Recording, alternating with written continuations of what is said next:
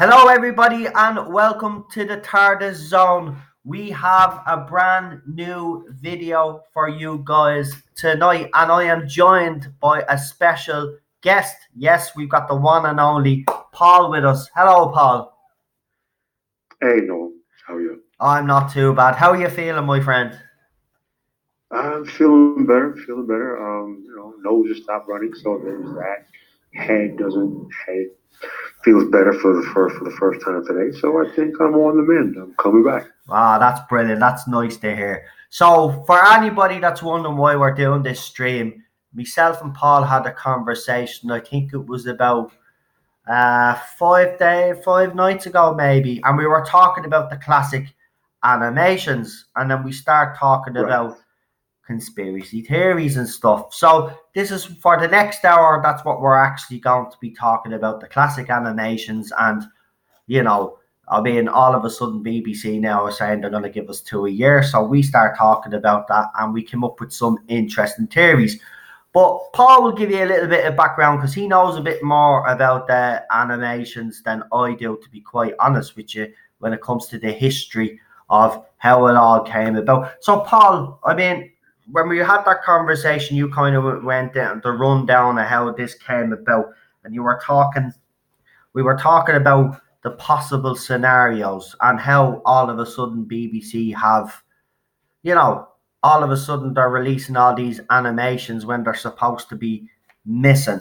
So, do you want to just go into the brief history on how it all came about in the first place, why we're in this position in the first place, with the animations, what happened, how we ended up here? Well, yeah. So, all right. First off, going in, that was an amazing build-up, but I am by no means a professional, or do I have some hidden secret knowledge that the BBC is holding on to? But I have been reading these tea leaves since about, I want to say 86. So 1986, okay, 3 years before Doctor Who got canceled. 86, it came out. Remember, there was no internet back then. There were barely even cell phones. So the only way that people got in contact with each other was the landline telephone or at Doctor Who conventions, Yeah, which were which were still a relatively new thing in the States.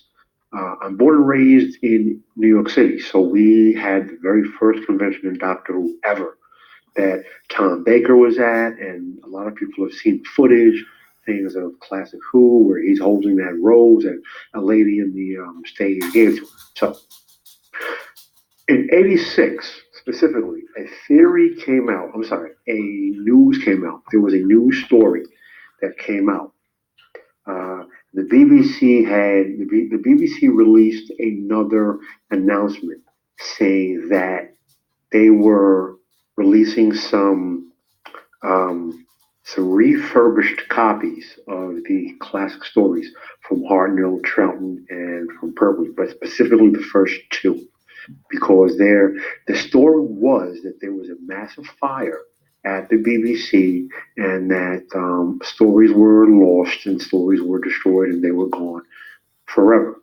Now, immediately after that, a story started to circulate that there were several copies around the world, that all of these stories from Hartnell and from Troughton, that they existed in the whole in their original conditions, and that there were some in South Africa, and that there were some in Australia, and there were some in a third European nation.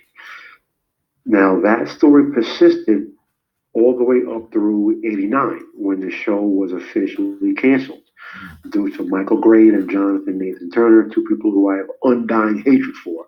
But the big story that received the largest amount of traction was that there was a collector yeah, in South Africa, and that he had a collection. He had every story from Hartnell and Troughton in their original condition, but he was not a Doctor Who fan by no means. mm, He was a collector, and he was holding on to them for money. mm, He was not going to throw them. He would not sell them. He was going to hold on to them until such a point where He received an offer, and then he would show them. But until then, he was not going to release them. He was not even going to come public with it. But again, there was no internet. Nobody cared. There was not a huge story. The BBC, they denied it. They denied it. They denied it. Now, here's the thing: when you make a television show, right, and the script is submitted and the script is approved, now you go to the stage where a director is involved. That director has to sit down with the script and the producer, and he has to do blocking, what's known as blocking. So they basically have sheets where they literally will draw rough hand sketches to set up each scene, camera placement, lighting, handwritten outlines for each page of script as it will become every scene that is shown. So these are called storyboards. Mm-hmm. So now, basic hand drawn animation will accompany the blocking. So now these are your storyboards. So now these go hand in hand with the scripts. So now, show gets canceled. 89, this persistent rumor is out there. There were stories that there were two or three collectors in Japan. There was one, again, I believe it was Italy and Australia, but the biggest collector was in South Africa. Now, the animations we're starting to see animations from the BBC. Yeah. Okay. Now, the BBC said that there was a fire, that the footage films were destroyed in this fire. Yeah. However, how is it that not every story was lost in this fire? How is it that the stories that were lost in this fire, we still have still photographs from on set? So what you're telling me is that certain stories were lost in the fire, but there's still photographs from on set, which they're not photographs, they're actual camera footage from which they produced these stills. No one was taking camera pictures. That was actual film footage to produce stills. So what you're telling me is that all of these stories that were strategically lost in the so-called fire, Yeah. these stills were not destroyed. Exactly. Okay. Now, coming to the animations, you don't produce these animations from the top of your head like an artist does. You need scripts to look at, and specifically, you need the storyboards because the animations are directly following the scripts. Now, for anyone who says, well, if you have a script and then a true artist is just going to create from that, that sounds good, but that's not how it works. They run off of the storyboards. Yeah. Okay, so what I'm saying here is now someone who may or may not let himself know brought up a very good point to me. That how do we know that this person in South Africa who was a collector, not a Doctor Who fan at all, how do we know that that person hasn't died and that the family is now sitting on this treasure trove that they themselves have zero interest in, but there's money involved? Yeah. Because the BBC has now said that they're going to be releasing two animations Yeah. every year, a year.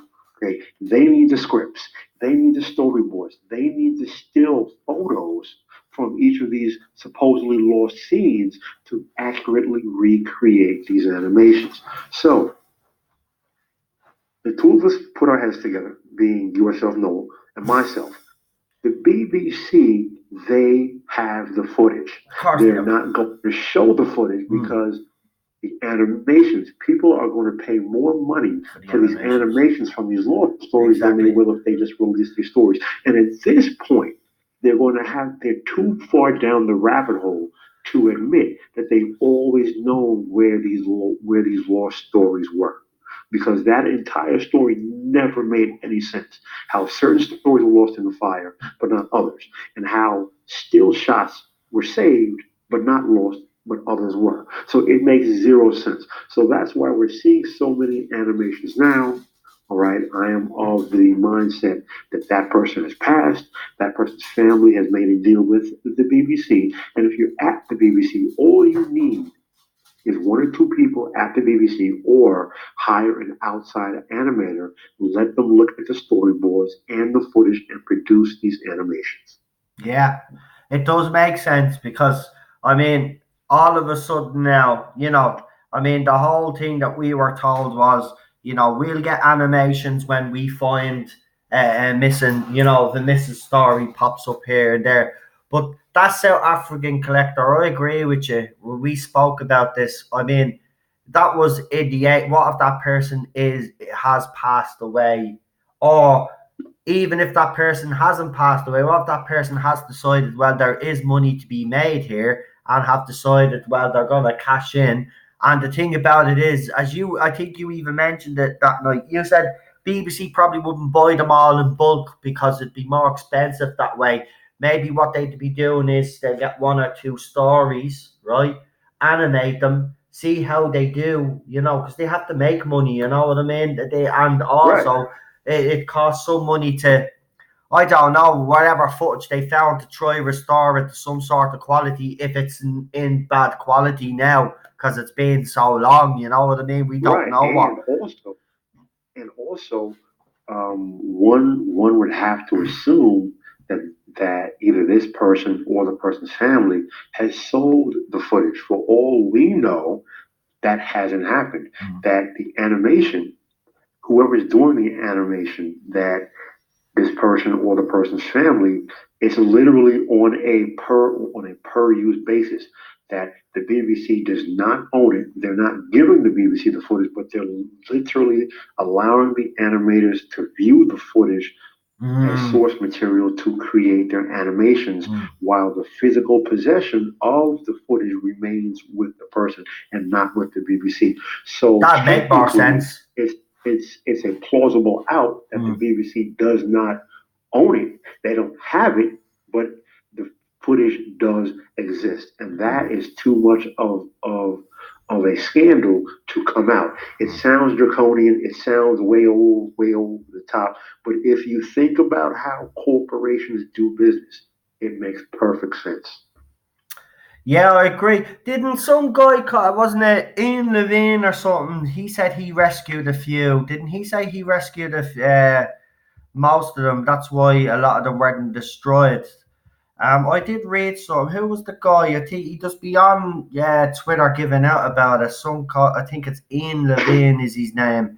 I think he rescued a few. I think he also said that the BBC had thrown a lot of the footage in a skip. The Well, footage see, that the he thing had that saved, like the footage that he had saved, some was actually in a skip in BBC. They were actually literally thrown out footage. yeah, that you know what? See, the thing about that is right. That's another story, and that is a brilliant point that you brought up. I was waiting to bring that point up. Again, that story has come from BBC officials. That has Mm. been an official story that there was some policy and there was a storage issue. So the decision was made to wholesale physically throw out footage. But again, that begs the question: why were certain stories thrown out, but not others were thrown out? Mm. Because then, because then why were certain stories thrown out but not the scripts, not the storyboards, not the blocking, not the still photographs and pictures and footage from those stories that were so called thrown out? Also, look at the news, because here's another thing.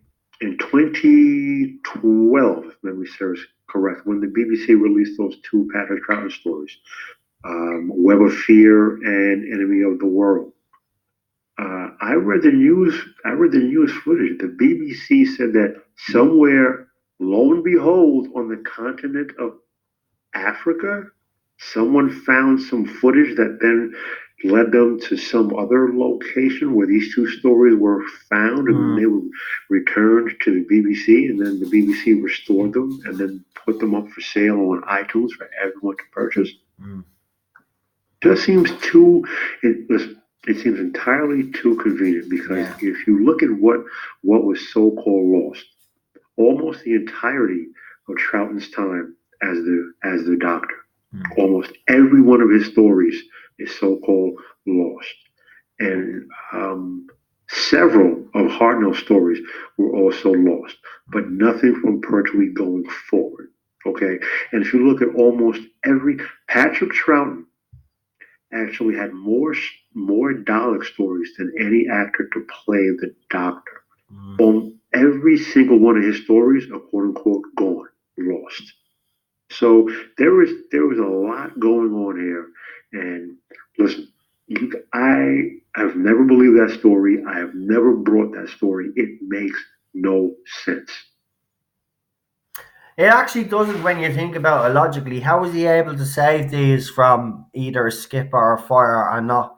It just seems this whole fire thing as well kind of is a bit so because like you've made the point. So the fire, a fire was burned somewhere. A fire just started somewhere and just happened to set fire to certain stories, right? Like certain parts were saved and other parts were gone, completely gone.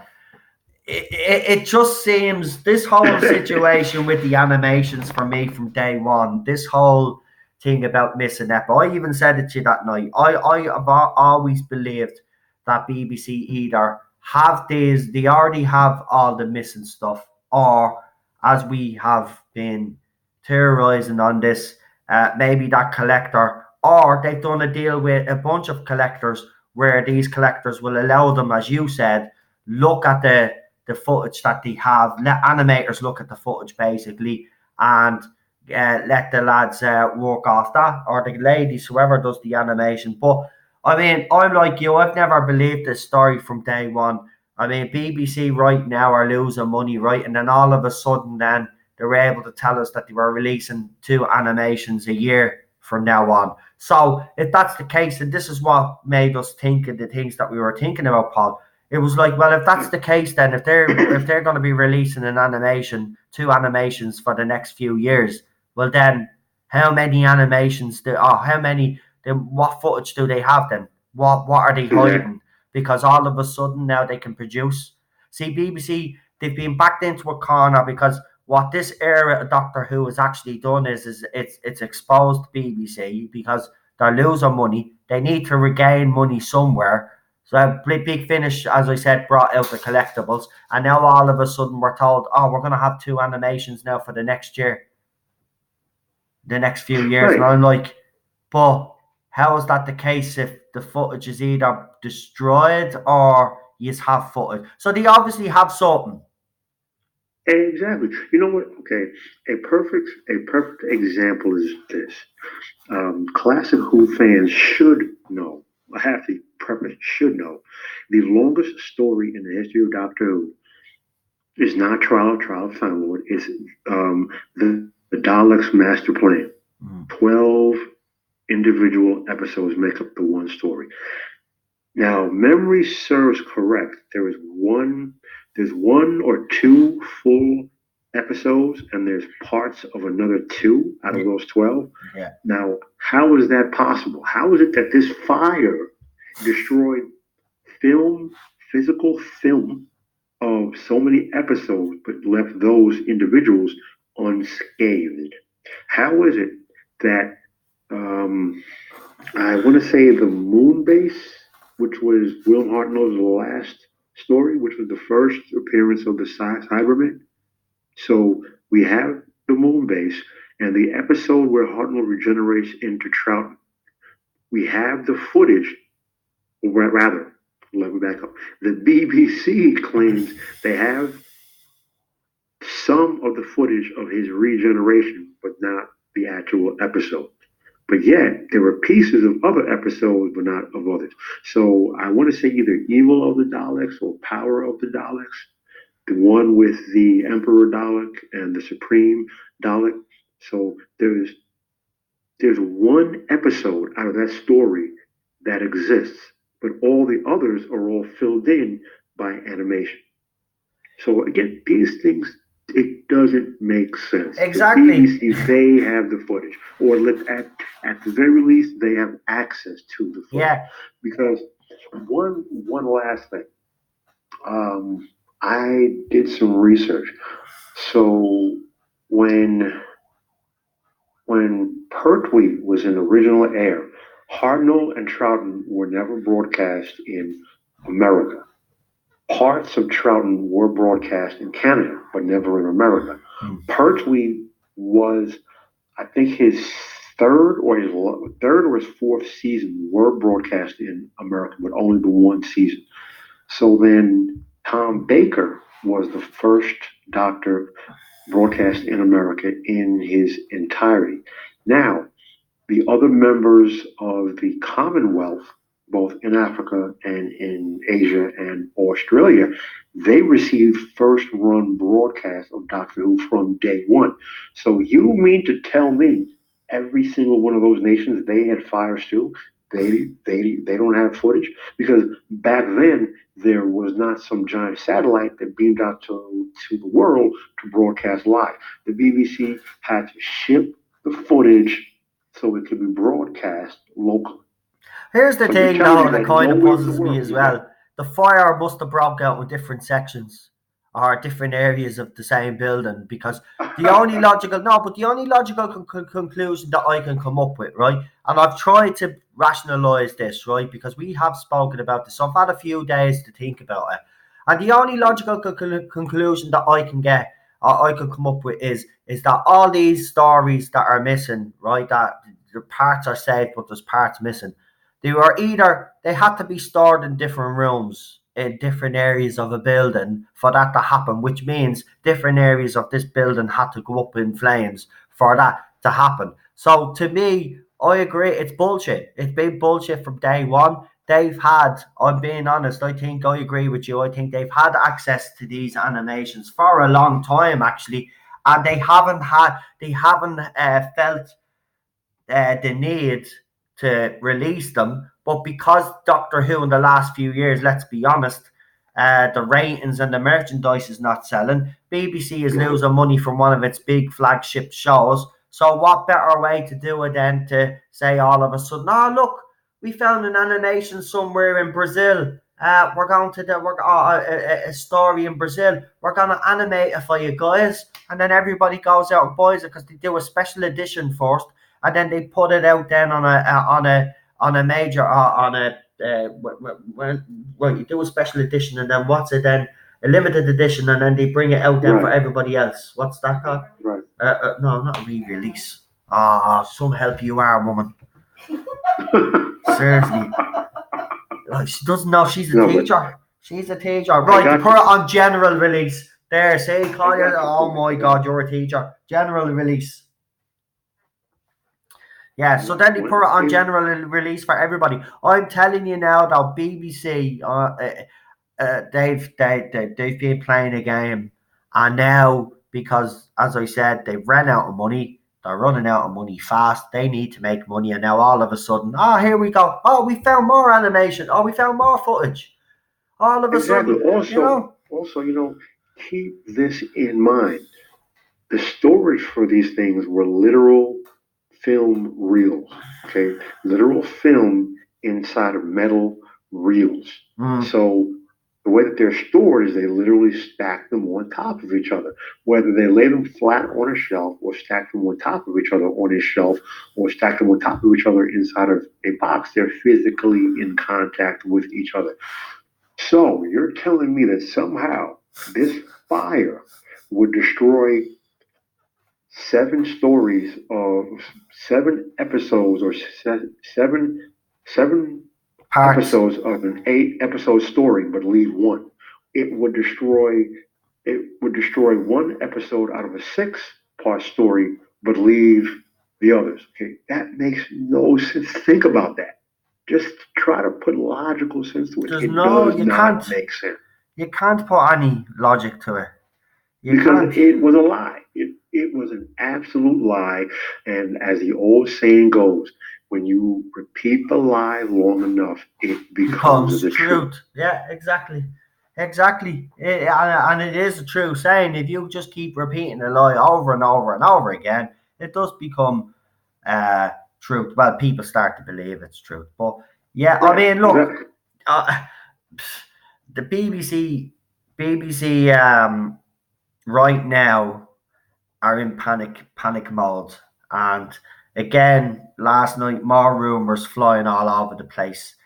We won't get into that because this is the classic straight, but I will do a video on that. But there's supposed to be imagine. I'll just say this. Imagine Chris Chibnall going to Jodie Whittaker, right? That you can't do yellow because apparently that's what he did, right? Now, don't know if it's true. I'm still waiting on the source to get back to me. But Matrix Lord 212 is reporting that apparently, yeah, he tried to stop Jodie Whittaker from singing Yellow. But getting back to this whole animation, because that's what we're here for. I mean, right, two a year, right? Two a year. So we've already had the first one, haven't we? What was it? The Faceless ones, wasn't it? And now we've got Fury from the Deep now. Yeah. So I wonder what they have planned for next year. I wonder what animations they're gonna or what announcements they're gonna make next year. Because come here, apparently, according to my source, now the reason why I haven't mentioned that because it's only about merchandise, but apparently there's gonna be an announcement made in January about some merchandise. So could we have another announcement of a classic story? This is the thing. I mean, like BBC, do BBC think fans are really stupid? Because they must think fans are stupid. Does. They absolutely do. Because you know what? Going back through memory, the BBC story over what has happened to the Doctor Who quote unquote lost archives, the story has changed. Okay, but see, Paulie has a long memory. So Paulie remembers when the BBC said that there was a fire, but all the scripts and the still photos were never lost. Which, again, at the time, like most people, I was so sad and I was so emotional and wow, I'll never get to see it. But as I got older, wait, that makes no sense. Why would the BBC keep the film footage but keep the scripts and the still photos in two or three separate locations? That doesn't make sense. Now, for a person, some people, of course, will always say, "Yeah, it does," because you keep film here and you keep scripts there. No, you don't. They were in storage. They were not in current use rotation. They were in long-term storage.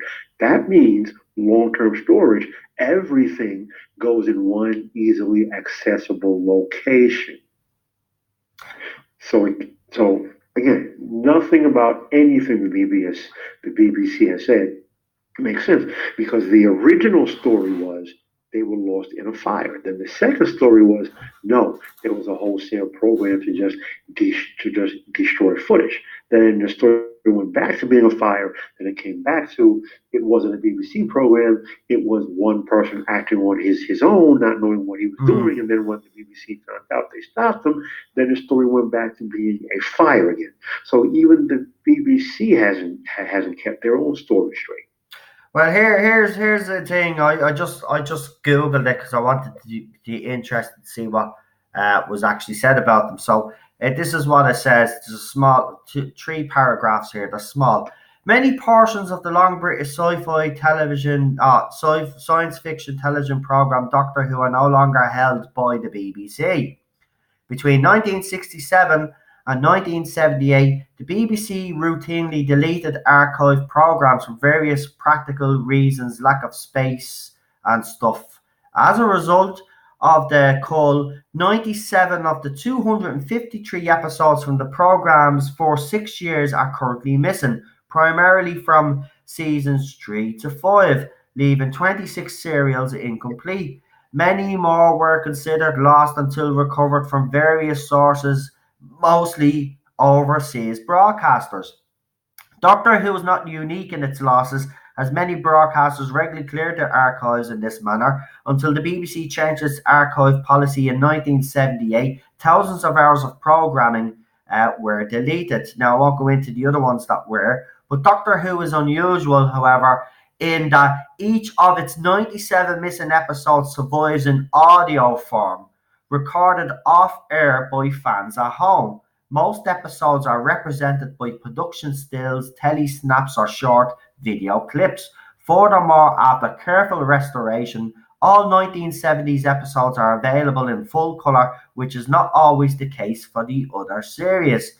Efforts to locate missing episodes continue, both by the BBC and fans of the series. Recovered episodes have been extensively restored for VHS and DVD. Surviving soundtracks have been released on cassette and CD. Many missing episodes have had their visuals reconstructed either through specially commissioned animation or use of surviving footage and photographs.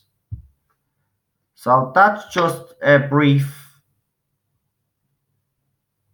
it has right. So here's the 16 stories.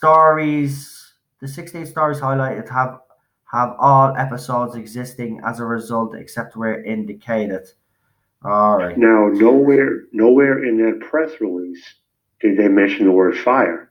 No, Interesting, isn't it? it is interesting, and most of the episodes have been found in Canada, United Kingdom, Nigeria, Hong Kong, and Australia.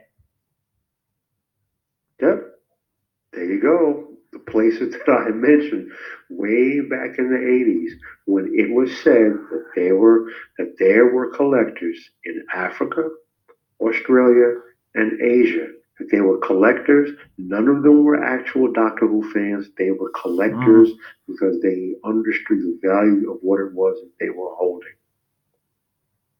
Or at the very least, they felt that there would be some value to the BBC, not because they were fans, because their thinking was, well, it's Doctor Who. It was, unbeknownst to the new fans, the biggest show in Britain. It's as part of the British culture as is tea and watching grass grow. Yeah. So they understood that there would at some point be some value to it simply by holding it.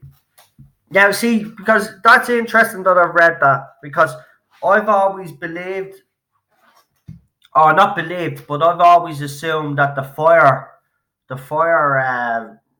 one was the actual one that BBC were running with. But you can clearly see that it's not now. Now they've changed Well, their tune, see, as Paul has said, because I remember them clearly saying it was fire. Now I they read said an it for article years. there, and now it's not. It's someone that went. They had a policy of deleting stuff, and it's interesting that Nigeria, a place that we're actually talking about, that we said this collector, and I actually, it was the point that I made. I said, what if this collector is dead and BBC have made some deal with the family and they're able to get these animations, but there's a deal, footage, but there's a deal in place, like they're only allowed view certain animations at certain times, and then that's when they get to. That's the only thing I could think of because I'm telling you now, here was the 3 points I made. They've either had them from the very start and they've been lying to us, Right, or they right, have been going to different collectors around the world, or right. they have genuinely been going around broadcasters and people have found them and given them to the BBC. I would say the last one is least likely. I say the first two, I reckon they've either had them or they're paying Yeah. this collector's family or the collectors themselves, which I don't mind. If that's what BBC are doing to get access to these, all well and good, but why lie about it? Why not come out and tell the fans, look, this is what we have to do to get these? Because the fans would get behind the BBC and maybe put pressure on these collectors to do a better deal with the BBC so we can No, get these no, no, stories. no, no, no. What? Because if that happens, the people holding them Oh, good. Yeah. could actually then price gouge the BBC, because then they could say, look, everybody knows that I have it. Yeah. Everybody knows you want it. Everybody wants you to get it. So Mm. now my price that you want to keep haggling with me over, my price is now just doubled. My price is now just tripled. So the BBC has kind of painted themselves into a corner Mm. with with that one. Now, I'll say another thing. For people who will say, because there are always people, and no, you know this, There are always people who will say, "Well, see, that's what the BBC said. That makes sense. That sounds like the right thing to me." Okay, my counter to you would be is this: if this was the result of some unbefore mentioned policy by the BBC, please explain why this so-called deletion of stories was not systematic.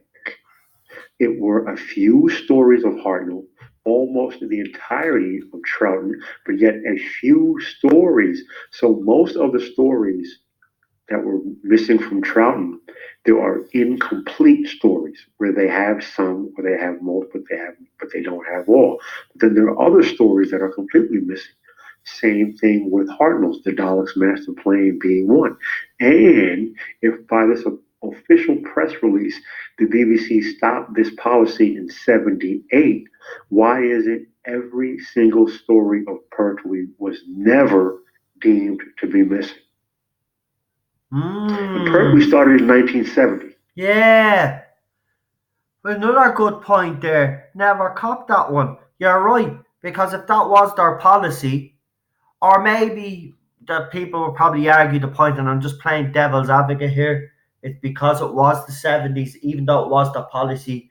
Pertwee was a new doctor, so they probably had a certain amount of time to keep his stories before they actually enacted that policy. Do you get me? They probably waited a few years. You know what I mean? They probably had to say You, a 10-year yoke, and then we get rid of them after 10 years. Maybe that's why Pertwee kind of survived. And then by the you're time, right. obviously, they had then decided to change the policy when as Trump. But again, that But that story, doesn't make all the sense stories that because we're they talking seem too far fetched. They're all too exactly far right. fetched. What BBC are But telling us is too far fetched. If they were destroyed in the fire, they'd all be destroyed. If they were deleting them, also, like you said, or getting rid of them, or recording over them, it would be systematic, like you said. None of this, what also, BBC have told us, is it makes absolute sense, and this is why we did this because we want answers. You know what I mean? I Doctor have Who's five in words for you, peril. Noel. What? I have 5 words for you. Go on. An unearthly child, unaired pilot. It exists. Some of us have seen it. Some haven't. Yeah, I I would have it say to that here. is you can easily find it. You can easily see it. I've seen both. If this policy was to systematically destroy stories, wouldn't you start with the very first story, An Unearthly Child? Wouldn't you start with the unaired pilot of An Unearthly Child? And why is it we have an unearthly child? We have the Daleks, we have the Aztecs, but we don't have the Romans. Yeah, We have the gunfighters, but we don't have Marco Polo. that's right. Because I was watching the gunfighter. The gunfighters episode's annoying though. Sorry, Makes I wouldn't have zero minded if that sense. had away and But got yet, lost. okay, so what you're telling me is that it wasn't the fire, which was official BBC story for a long time, Yeah, they've but changed it now now. they changed it to deleting stories. But yet they at random started deleting stories, and even then they only deleted parts of I stories because know. there there was only actually less than 10 stories where the entire story is gone. Most of them they either have entire episodes or missing parts of episodes, or they have pieces of each individual episode but not the entirety. So how do you delete part of an episode but not the entire episode when these things were literally on reel to reel film, Mm.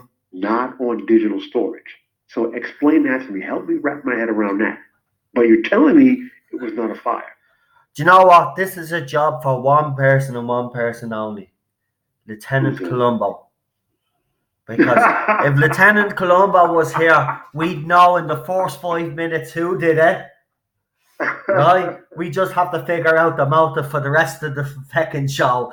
But seriously, but listen, no, all joking aside, you don't need to be a detective to know that BBC have been telling fibs to the fandom for years, right? They have consistently changed their official story. So what I would ask the BBC is this: what is it? Was it a fire? Was it some person that deleted them, like you are saying, that got rid of them, like you are saying? Or was it both?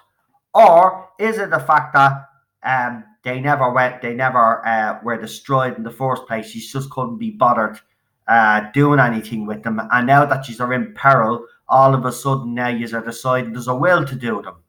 And if that's the case, well, then you can piss off with your animations, because if you have had them from day one, it's unfair, because Classic Who fans have been calling for these stories for decades. They've been searching for decades, and if you have if you have had them all this time, you ought to be ashamed of yourself, because you've Yeah. really, because fans out there have went out of their way, and I know there's fans out there, they go out of their way to actually go and look for these. They find key information. They find out when an episode was broadcast, and they go and they search. Like there's people actively going out there searching for these. And if BBC have had them from the beginning, or they're getting them off some collector, you know, why not? They should be telling us. But it's No, and ridiculous. I I want to say one other thing though, and this is not this is not a shot directed at anyone. It's just an observation made on my part. Right. People apparently very few people, even classic Who fans, have seen the only supposedly existing parts or episodes of the Daleks' master plan. Because if they have, they would know that there is one episode, or I think two episodes, where lo and behold, guess who makes a second on screen appearance? The meddling monk. He runs into the Daleks and he makes a I saw it, and I don't remember if he made a deal with Maverick Chen or directly with the Daleks, but it's the same difference because Maverick Chen made his deal with the Daleks as well. Mhm. And they are in ancient Egypt, and then I think they are either in the Amazon rainforest. They're chasing down the doctor, or he's chasing them because they were trying to get raw material in certain parts for their time destructor weapon. Point is, a lot of people don't have the information, and even that, those episodes they exist. So how many people haven't seen it? Because how many times have I talked about the Dallas Master Plan? How many times have numerous people brought up the meddling monk? And I specifically keep quiet because I'm waiting for someone to add that yes, we have seen the meddling monk more than once, but nobody brings that up. So Yeah, that just lets me know how many people don't have as much information as they think they do. I know. And the meddling monk is actually a great character, because I watched it on Video Archive a few weeks back. He's in a monastery, right? It's Blade Deadly, like, um, great story. And you know what? Again, see, some of these fans do actually annoy me, because they'll pull you up on the least little thing, right? If you get something wrong, yeah. And these idiots that talk about these episodes, they never actually. Paul does bring up a good point. They never actually bring up the meddling monk again. Like, he's never brought up. It's interesting. Like, having these idiots that think they have knowledge haven't got a clue. They really don't. Do you know what? The best thing I found was Video Archive, that Internet Archive. It has all the telecasts. It has all the reconstructions on it. It has all the bleeding fucking special features of everything, right? Documentaries, you name it. I've learned more about Doctor Who, seriously, and I've been a fan of since I can remember. But I've learned more about Doctor Who, especially Classic Who, in the last 2 years than I ever did watching it. By just watching interviews with people, listening to things, that stories and all that they wanted to do. It's just this show. The people don't realise. BBC, even back then, they had a gem. And you know what? Troughton gets some stick, right? And it's unfair Mhm. stick, because the Troughton stories that I've been able to sit down and watch, I've enjoyed every single one of them. right? Even if it Yeah, hasn't been the greatest story, I've enjoyed them because Troughton was a good doctor, and I can't believe. And I only found this out a couple of months back again. Again, it just goes to show that you don't always know everything. I didn't know that the show was such in a bad state that they were actually thinking about cancelling it after Troughton, and John Pertwee was yeah, basically the last yes, throw of the yes, dice. yes, 100%. You know what? Listen, that is 100%. See, here's the thing, right? One thing about me is I read, and anything I can be obsessive about certain things. So I studied so much and I read so much. So in the 80s, in New York City, like I said, we had in the early 80s, we had the first Doctor Who convention ever in the United States of America was in New York City, and I was there for that weekend. Um, the BBC in the early 80s, and someone's going to correct me on the year. I'm going off memory. I don't recall.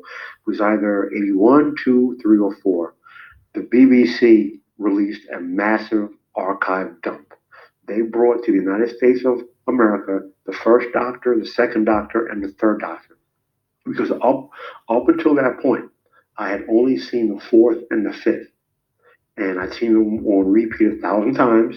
And I had books and I had history. I even had a book that was called the Encyclopedia of Doctor Who. They got it in 81 or 82. So I saw all the still photos. I read the scripts, all the research, all the diagrams. I knew more about Doctor Who than you could possibly imagine.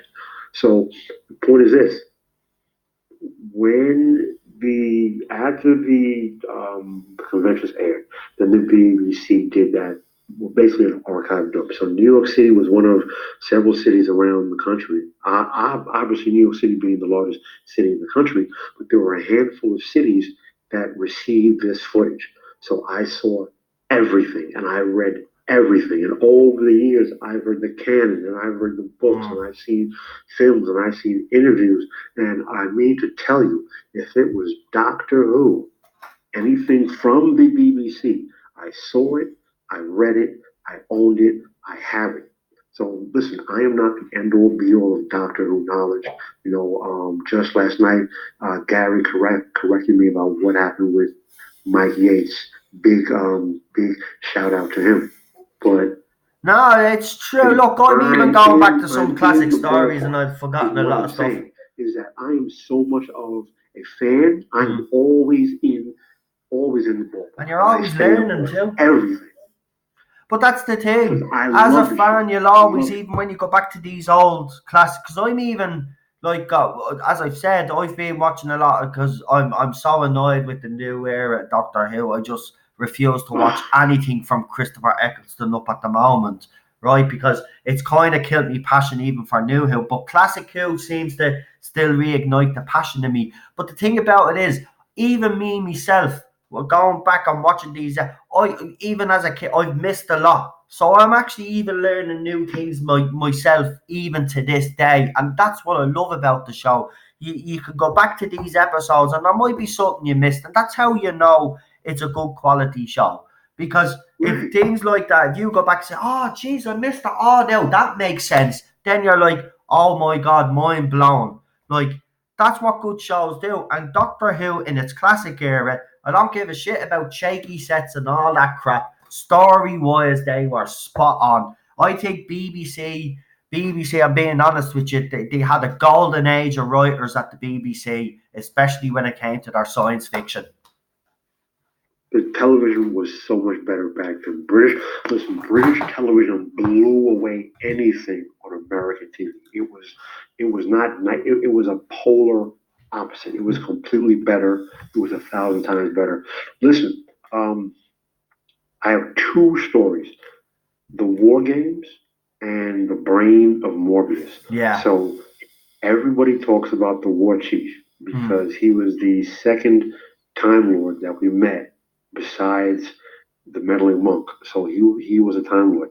Now the War Chief reported to, I want to say he was, I don't remember his exact term, the War Lord or the War Leader. He was the one who was in charge of of Yeah, the aliens. Warlord, you're right, the Warlord, he was the fellow with the glasses. Correct. Yeah, he wasn't the Now Time Lord. It was that the other fella that was the Time Lord, wasn't it? He was the war chief. the Yeah, there was war the chief warlord, and was then there's the a, war was chief, a I think. time lord, Yeah, but he was second in command to the warlord. that's right. Now the reason why I bring up that actor who played the warlord, and I don't remember his name. I want to say his name. You know what? I want to say, it, but he played Professor Solon in The Brain of Morbius. And the reason why I'm stating that is because the BBC used to hire theater actors who were brilliant actors. And if you look at the quality of their acting and the quality of the writing and the directing, okay, listen, set design never even came into it. So when I hear young fans or younger people or even people older than me who are new fans and they say, "Yeah, well, I laughed and the cheesy sets and the funny masks." I would only my only counter would be: is your focus on that, or is it on the quality of the stories? Because the acting was first rate. It was Yeah, brilliant.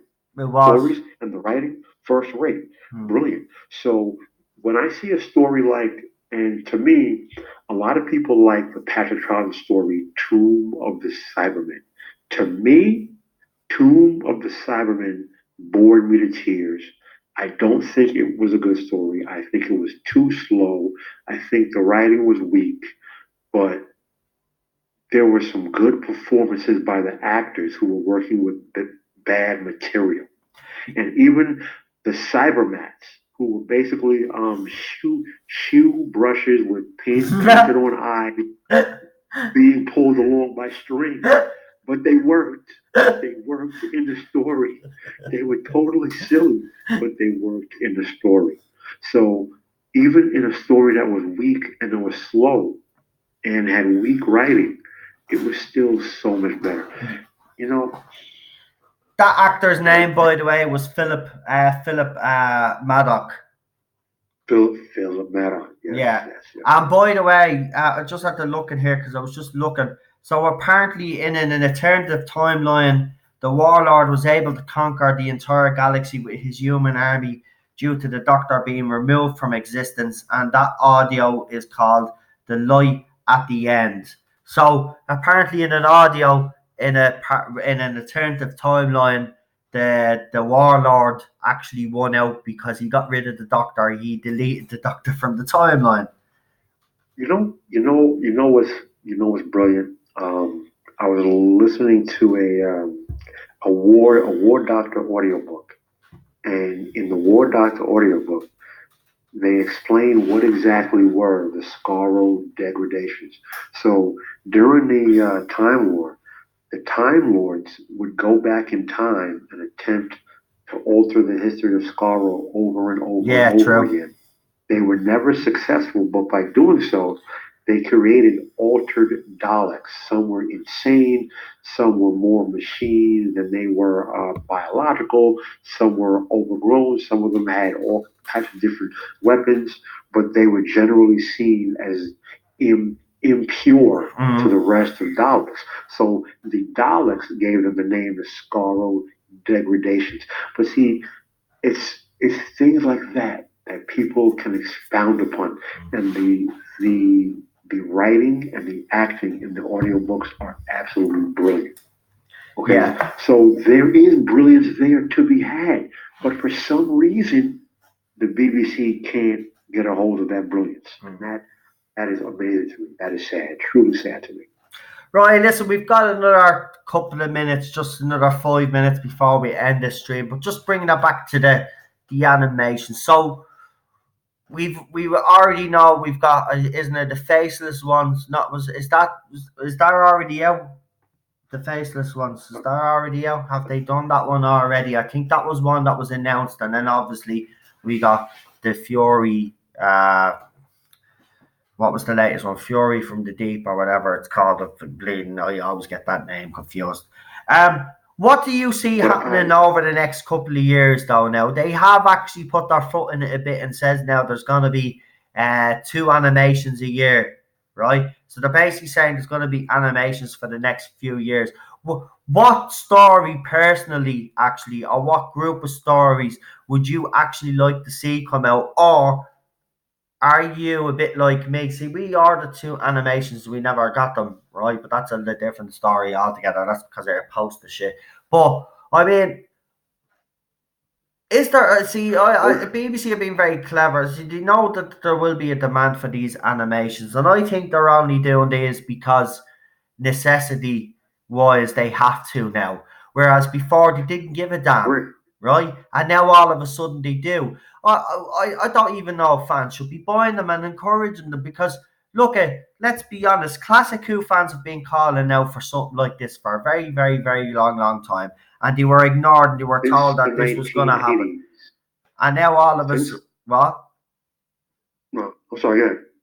And now all of a sudden, like they're gonna release two anime. It's like a kick in the teeth to those fans that have been wanting this for a long time and were told, listen, no hope. And now all of a sudden, because they're, as I said, they're financially screwed, we're getting two animations a year. It just doesn't make sense to me unless they, as we've speculated on this channel, they've either had them from day one or they've made a deal Mhm. with a group of collectors, which is the more likely one, I reckon. Well, number one, I agree with everything that you just said, and I also, since the 1980s, we have been calling for these lost stories. But I find it of extreme interest that the stories that they're not releasing, that they have not animated, people want to see. Obviously, people want to see Marco Polo, and people want to see the Romans, but the long-term fans want to see the moon base, and the long-term fans want to see Power of the Daleks and Evil of the Daleks, Yeah, and people want to see Galaxy 4. yeah. They did Power the But Daleks, with though. They did the Power the Daleks. Um, yeah, but that yeah, but they animation did that was a long time crap. ago. The animation was crappy. Oh, wasn't it? And that stupid noise he had going through the whole episode as well. That weird Dalek sound that they use. Some noise going through the whole animation. I'm glad they cut that shit out for the rest of them. But I'm being honest with you. I demand for that story to be done again because they've obviously gotten Listen, better animators now. So reanimate the way it's supposed to. I don't like the animation that BBC do anyway, personally, Paul. I don't know about you. I think they got it's the crappy. balance I hate right it. on Shada. I think they did get the balance right on Yeah. Shada. I thought the balance with the Horrible. animation and the go on.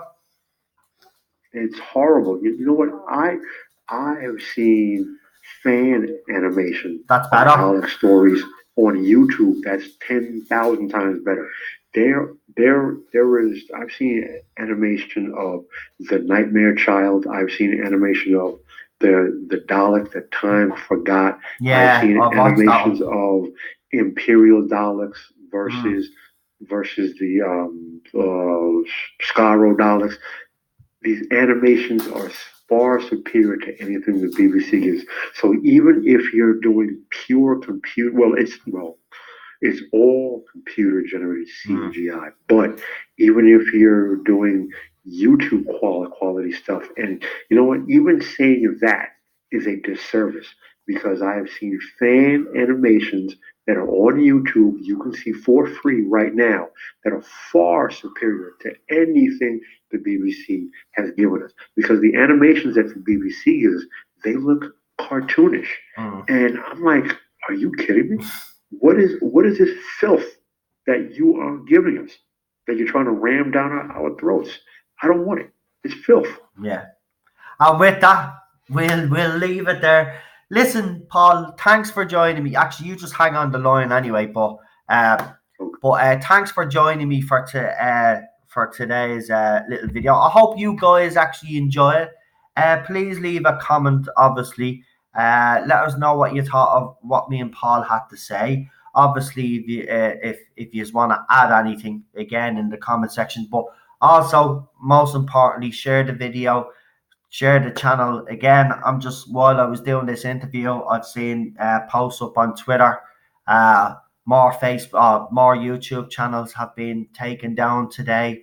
It really does look like YouTube is um coming after independent creators. I don't know how long the channel's going to last for, but for as long as it does last, just do me a favor, share the channel, try get as much exposure for the channel as you can. I really appreciate it. I hope you enjoyed this. Join me later on, of course, for tonight's live stream. Paul will also be joining us, obviously, for that. So I will talk to you all soon. Tardis owners, have a good evening.